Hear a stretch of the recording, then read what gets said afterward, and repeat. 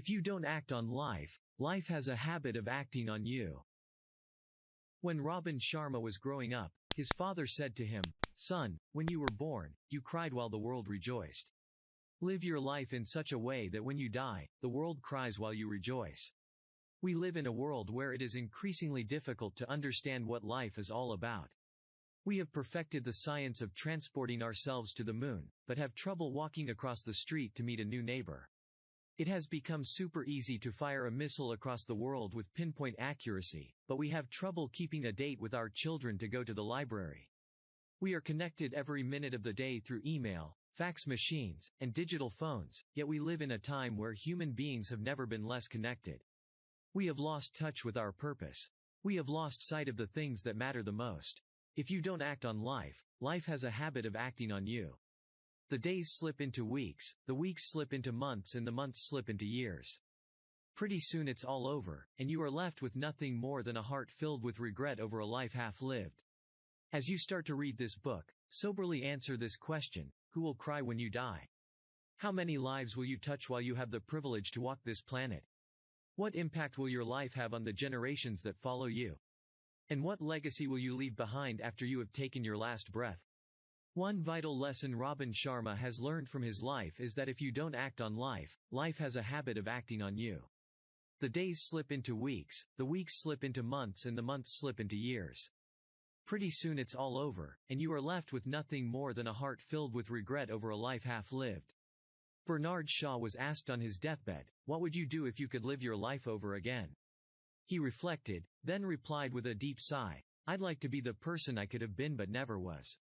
This book was written so that this will never happen to you. A meaningful life is made up of a series of daily acts of decency and kindness. A meaningful life is made up of a series of daily acts of decency and kindness, which, ironically, add up to something truly great over the course of a lifetime. Become more creative in the ways you show compassion to strangers. Paying the toll for the person in the car behind you, offering your seat on the subway to someone in need, and being the first to say hello are great places to start. On his deathbed, Aldous Huxley reflected on his entire life's learning and then summed it up in 7 simple words: let us be kinder to one another. Practice tough love. Robin calls the habit of self-discipline tough love, because getting tough with yourself is actually a very loving gesture. By being stricter with yourself, you will begin to live life more deliberately, on your own terms rather than simply reacting to life the way a leaf floating in a stream drifts according to the flow of the current on a particular day. The successful person has the habit of doing the things failures don't like to do. E.M. Gray, essayist and thinker. Keep a journal. Maintaining a daily journal is one of the best personal growth initiatives you will ever take. Writing down your daily experiences along with the lessons you have drawn from them will make you wiser with each passing day. You will develop self-awareness and make fewer mistakes. And keeping a journal will help clarify your intentions so that you remain focused on the things that truly count. Writing in a journal offers you the opportunity to have regular one-on-one conversation with yourself. It forces you to do some deep thinking in a world where deep thinking is a thing of the past. It will also make you a clearer thinker and help you live in a more intentional and enlightened way. Writing in a journal offers you the opportunity to have regular one-on-one conversations with yourself. In addition, it provides a central place where you can record your insights on important issues, note key success strategies that have worked for you, and commit to all those things you know are important to achieve for a high-quality professional, personal and spiritual life. And your personal journal gives you a private place to flex your imagination and define your dreams.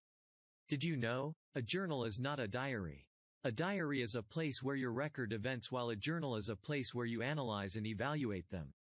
When you don't keep your word, you lose credibility. When you lose credibility, you break the bonds of trust. To develop an honesty philosophy, begin to monitor how many small untruths you tell over the course of a week. Go on what Robin calls a truth fast for the next 7 days and vow to be completely honest in all your dealings with others and with yourself. Every time you fail to do the right thing, you fuel the habit of doing the wrong thing. Every time you do not tell the truth, you feed the habit of being untruthful. When you lose credibility, you break the bonds of trust. Honor your past. Every second you dwell on the past, you steal from your future. Every minute you spend focusing on your problems, you take away from finding your solutions. And thinking about all those things that you wish never happened to you is actually blocking all the things you want to happen from entering into your life. Given the timeless truth that holds that you become what you think about all day long, it makes no sense to worry about past events or mistakes unless you want to experience them for a second time. Instead, use the lessons you have learned from your past to rise to a whole new level of awareness and enlightenment. Every second you dwell on the past, you steal from your future. Start your day well. The way you begin your day determines the way you will live your day. Robin calls the first 30 minutes after you wake up the Platinum 30, since they are truly the most valuable moments of your day and have a profound influence on the quality of every minute that follows. If you have the wisdom and self-discipline to ensure that, during this key period, you think only the purest of thoughts and take only the finest of actions, you will notice that your days will consistently unfold in marvelous ways. If your priorities don't get scheduled into your planner, other people's priorities will get put into your planner. Learn to say no gracefully. Robin wrote in Leadership Wisdom from the Monk Who Sold His Ferrari, if your priorities don't get scheduled into your planner, other people's priorities will get put into your planner. The solution is to be clear about your life's highest objectives and then to learn to say no with grace. Did you know? Every time you fail to do the right thing, you fuel the habit of doing the wrong thing. Every time you do not tell the truth, you feed the habit of being untruthful. Plan for a weekly period of peace to get back to the simpler pleasures of life. In ancient days, the seventh day of the week was known as the Sabbath, reserved for some of life's most important, yet commonly neglected pursuits. However, as the pace of life quickened and more activities began to compete for people's attention, this wonderful tradition was lost along with the tremendous personal benefits that flowed from it. Stress itself is not a bad thing. The real problem lies in the fact that in this age of global anxiety, we do not get enough relief from stress. So to revitalize yourself and nourish the deepest part of you, plan for a weekly period of peace, a weekly sabbatical, to get back to the simpler pleasures of life, pleasures that you may have given up as your days grew busier and your life more complex. Revitalize yourself by planning for a weekly period of peace, a weekly sabbatical, to get back to the simpler pleasures of life. Schedule worry breaks. Too many people are spending the best years of their lives stuck in a state of a constant worry. They worry about their jobs, the bills, the environment, and their kids. And yet we all know deep in our hearts that most of the things we worry about never happen. The Sanskrit character for funeral pyre is strikingly similar to the Sanskrit character for worry. One burns the dead while the other burns the living. One of the simple strategies Robin learned to conquer the worry habit was to schedule specific times to worry. This is called worry breaks. If you are facing a difficulty, it is easy to spend all your waking hours focusing on it. Instead, Robin recommends that you schedule fixed times to worry, say, 30 minutes every evening. During this worry session, you may wallow in your problems and brood over your difficulties. But after that period ends, you must train yourself to leave your troubles behind and do something more productive, such as going for a walk in natural surroundings or reading an inspirational book or having a heart-to-heart conversation with someone you love. If, during other times of the day, you feel the need to worry, jot down what you want to worry about in a notebook, which you can then bring to your next worry break. This simple but powerful technique will help you gradually reduce the amount of time you spend worrying and eventually serve to eliminate this habit forever.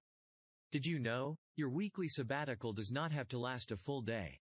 All you need are a few hours alone, perhaps on a quiet Sunday morning, when you can spend some time doing the things you love to do the most. Make the time to connect to your more playful side, the child within you. Some time back, Robin took his 4-year-old son Colby to an Italian restaurant for lunch. It was a beautiful autumn day. They both ordered pasta for their main course and then started to enjoy the freshly baked bread the waiter had brought. There, Colby taught his father yet another lesson in the art of living.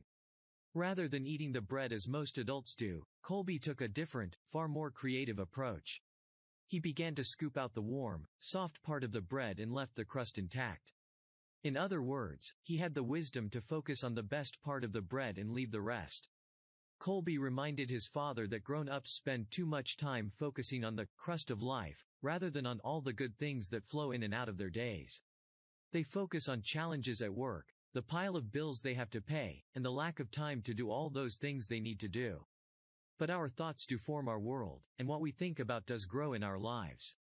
What we focus on will determine our destiny, and so we must start focusing on the good stuff.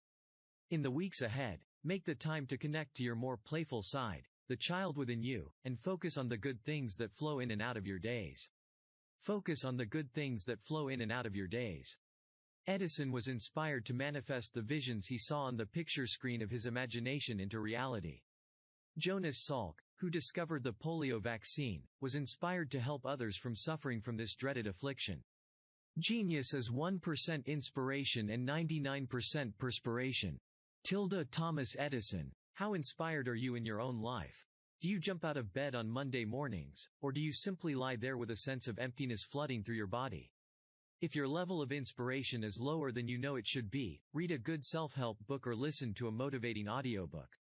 Attend a public lecture by someone you admire or spend a few hours studying the biography of one of your heroes. Start spending time with people who are passionate about what they are doing in their lives and dedicated to making the best out of life. With a healthy dose of inspiration, you will quickly raise your life to a whole new plane of living. Did you know? You are not here to merely make a living. You are here in order to enable the world to live more amply, with greater vision, with a finer spirit of hope and achievement. You are here to enrich the world, and you impoverish yourself if you forget the errand. Experiencing solitude will keep you centered on your highest life priorities. When was the last time you made the time to be silent and still? When was the last time you carved out a chunk of time to enjoy the power of solitude to restore, refocus, and revitalize your mind, body, and spirit? All of the great wisdom traditions of the world have arrived at the same conclusion. To reconnect with who you really are as a person and to come to know the glory that rests within you, you must find the time to be silent on a regular basis. Sure, you are busy. But as Thoreau said, it is not enough to be busy, so are the ants. The question is, what are you so busy about? Experiencing solitude, for even a few minutes a day, will keep you centered on your highest life priorities and help you avoid the neglect that pervades the lives of so many. Get up early. Winning the battle of the bed, and putting mind over mattress, by rising early will provide you with at least one quiet hour for yourself during the most crucial part of your day, the beginning. If spent wisely, the rest of your day will unfold in a wonderful way.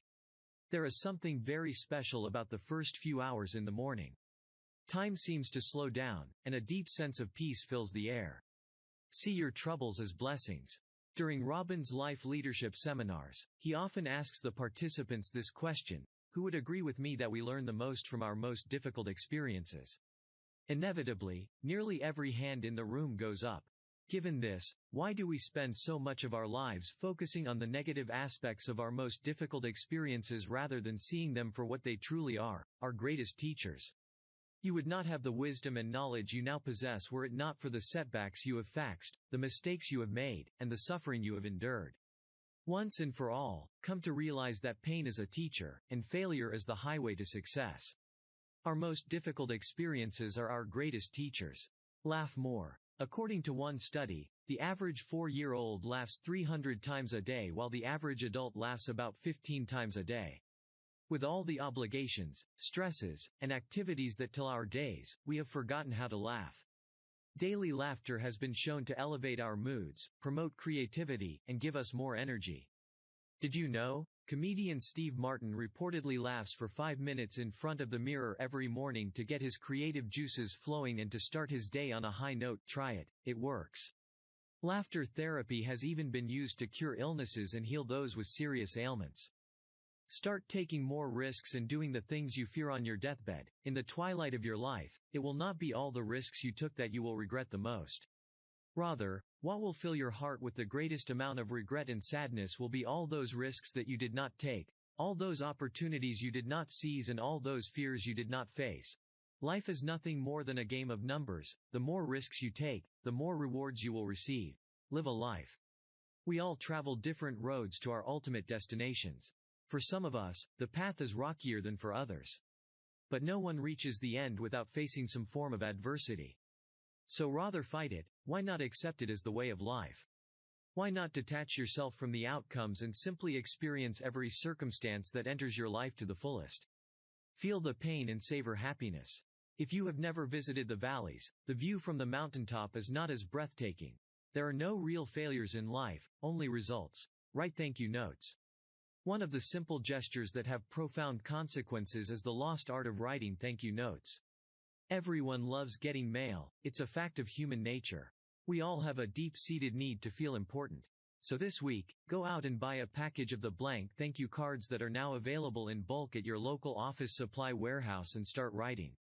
You, and all the people that you deal with, will be glad you did.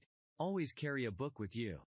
One of the simplest yet smartest time management strategies you can follow is to never go anywhere without a book under your arm. While others waiting in line are complaining, you will be growing and feeding your mind a rich diet of ideas found in great books. So long as you live, keep learning how to live. Roman philosopher Seneca: how high you will rise in your life will be determined not by how hard you work but by how well you think. And the person you will be 5 years from now will come down to 2 primary influences: the people you associate with and the books you read. Did you know? According to U.S. News & World Report, over the course of your lifetime, you will spend 8 months opening junk mail, 2 years unsuccessfully returning phone calls and 5 years standing in line. The act of giving to others makes you feel better as well. There are no great acts. There are only small acts done with great love. Mother Teresa. What small acts can you do today to deepen the bonds between you and the people you value the most? What random acts of kindness and senseless acts of beauty can you offer to someone in an effort to make his or her day just a little better? The irony of being more compassionate is that the very act of giving to others makes you feel better as well. To practice being more loving, create a love account. Each day, make a few deposits in this very special reserve by doing something small to add joy to the life of someone around you. Buying your partner fresh-cut flowers for no reason at all, sending your best friend a copy of your favorite book, or taking the time to tell your children in no uncertain terms how you feel about them are all good places to start. Get behind people's eyeballs. One of the deepest of all human hunger is the need to be understood, cherished, and honored. Yet, in the fast-paced days we live in, too many people believe that listening involves nothing more than waiting for the other person to stop talking. And to make matters worse, while that person is speaking, we are all too often using that time to formulate our own response, rather than empathizing with the point being made. Taking the time to truly understand another's point of view shows that you value what he has to say and care about him as a person. When you start getting behind the eyeballs of the person who is speaking and try to see the world from his perspective, you will connect with him deeply and build high, trust relationships that last. Taking the time to truly understand another's point of view shows that you value what he has to say and care about him as a person. List your problems. There is something very special that happens when you take out a piece of paper and list every single one of your problems on it. It is very much like the peaceful feeling you get after telling your best friend about something that has been troubling you for weeks. A weight somehow falls from your shoulders. You feel lighter, calmer, and freer. To let go of the mental clutter that your problems tend to generate, list all your worries on a piece of paper. If you do so, they will no longer be able to fester in your mind and drain your valuable energy. This simple exercise will also permit you to put your problems into perspective and tackle them in an orderly, well-planned sequence. A problem well stated is a problem half solved. Charles Kettering. Did you know? The means to gain happiness is to throw out for oneself like a spider in all directions an adhesive web of love and to catch in all that comes. A person of true character spends his days doing that which is the right thing to do. Most of us know what we need to do in order to live happier, healthier, and more fulfilling lives. The real problem is that we don't do what we know. Knowledge is power. Robin disagrees. Knowledge is not power. Knowledge is only potential power. It transforms itself into actual power the moment you decisively act on it. Wisdom is knowing what to do next. Skill is knowing how to do it, and virtue is doing it. David Starr Jordan. See your children as gifts. Children grow so very quickly. The weeks slip into months, the months slip into years, and before you know it, that little child is now an adult with a family of her own. The greatest gift you can give to your children is the gift of your time. And one of the greatest gifts you will ever give yourself is that of enjoying your kids and seeing them for what they truly are, the small miracles of life. Awareness precedes change. You will never be able to eliminate a weakness you don't even know about. The first step to eliminate a negative habit is to become aware of it. Once you develop an awareness about the behavior you are trying to change, you will be well on your way to replacing it with one that is more helpful. Becoming aware of a weakness, that is, paying attention to it, also attracts more solutions into one's life. Over the coming weeks, reflect on your weakness and vow to transform them into strengths that will add richness and energy to the way you live. You will never be able to eliminate a weakness if you don't know about it. Master your time. It is ironic that so many people say they would do anything for a little more time every day, and yet they squander the time they already have. Time is life's great leveler. We all have the same allotment of 24 hours a day. What separates the people who create great lives from the also-rans is how they use these hours. What separates the people who create great lives from the also-rans is how they use these hours. Commit yourself to manage your time more effectively. Develop a keen sense of awareness about how important your time really is. Don't let people waste this most precious of commodities and invest it only in those activities that truly count. Did you know? The end of man is an action and not a thought. The smallest of actions is always better than the boldest of intentions. Tough times call for cool people, and they are always cool and calm when the pressure is on. Anyone can become angry, that's easy. But to be angry with the right person, to the right degree, at the right time, for the right purpose, and in the right way, that is not easy. Aristotle. With all the stress and pressure in our lives, it is easy to lose our cool at the slightest irritation. The problem with losing your temper on a daily basis is that it becomes a habit. And like most habits, a time arrives when it becomes second nature. Personal relationships start unraveling. Business partnerships begin to fall apart, and your credibility decreases as you become known as a loose cannon. Effective people are consistent and, in many ways, predictable. Tough times call for cool people, and they are always cool and calm when the pressure is on. Keeping your cool in a moment of crisis can save you years of pain and anguish. An excellent way to control your temper is simply to count to 100 before you respond to someone who has irritated you. Recruit a board of directors. By consulting men and women of wisdom, organizations reduce the number of mistakes they make, boost corporate effectiveness, and increase their credibility in the marketplace. Cure your monkey mind. To get the best from life, you must be completely present and mindful in every minute of every hour of every day. Real generosity towards the future consists of giving all to what is present. Albert Camus. Yet, on most days, our minds are in 10 different places at any one time. Rather than enjoying the walk to work, we wonder what the boss will say to us when we get to the office or what we will have for lunch or how our children will do at school today. Our minds are like scampering puppies or, as they say in the East, like unchained monkeys, rushing from place to place without any pause for peace. By developing present moment awareness and an abundance of mental focus, you will not only feel much calmer in your life, but you will also unlock the fullness of your mind's potential. When too many distractions compete for your attention, the power of your mind is dissipated in all those different directions rather than concentrated on one point, like the rays of a laser beam. Did you know? Hurtful words unleashed in a single minute of anger have led to many broken friendships. Words are like arrows. Once released, they are impossible to retrieve. So, choose yours with care. Conclusion. One of the greatest life lessons is that if you don't act on life, life has a habit of acting on you. The days slip into weeks, the weeks slip into months, and the months slip into years. Pretty soon it's all over, and you are left with nothing more than a heart filled with regret over a life half lived. You may ask, how can I find greater meaning in my life? How can I make a lasting contribution through my work? And how can I simplify so that I can enjoy the journey of life before it is too late? The answer: find your calling. We are all here for some unique purpose, some noble objective that will allow us to manifest our higher human potential while we, at the same time, add value to the lives around us. Finding your calling doesn't mean you must leave the job you now have.